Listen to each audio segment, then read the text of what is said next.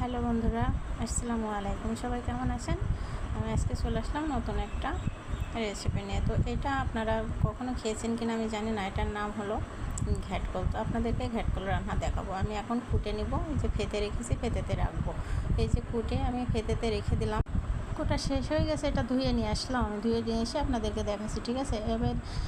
এবার এটা আমি বেটে নেব শিলপাটাতে।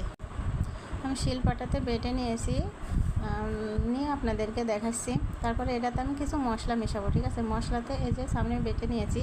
তো মশলাগুলো আমি বেটে নিয়েছি, রসুন, পেঁয়াজ, জিরে, মশলা, তারপর শুকনো মরিচ, যাবতীয় সব কিছু আমি বেটে নিয়েছি। নিয়ে এবার আমি এটা কড়াই বসায় দিয়েছি চুলাইতে। তো কড়াইতে আমি এখন তেল দিব। তেল দিয়ে দিলাম। তারপরে আমি যেটা বেটে রেখেছিলাম ঘ্যাটকল, তো এটা আমি ঢেলে দিচ্ছি। এটা ঢেলে দিলাম, দিয়ে এখন আমি এটা নাড়বো, আস্তে আস্তে নাড়তে থাকবো।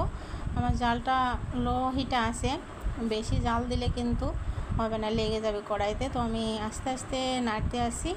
নাড়া শেষে এবার কিছু মশলা মেশাবো।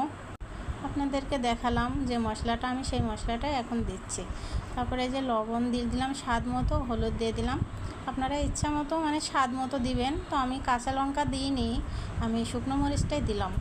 তো দিয়ে আমি এটা আস্তে আস্তে নাড়তে থাকবো, এভাবে নাড়তে থাকবো। আস্তে আস্তে নাড়তে নাড়তে একসময় বাদামি কালার হবে।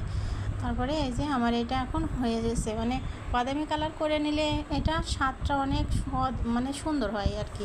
এটা দিয়ে ভাত খেতে অনেক ভালো লাগে। তো আপনারা বাসায় ট্রাই করে দেখবেন। আমার রেসিপিটা কেমন লাগলো একটু কমেন্টে বলে দিবেন।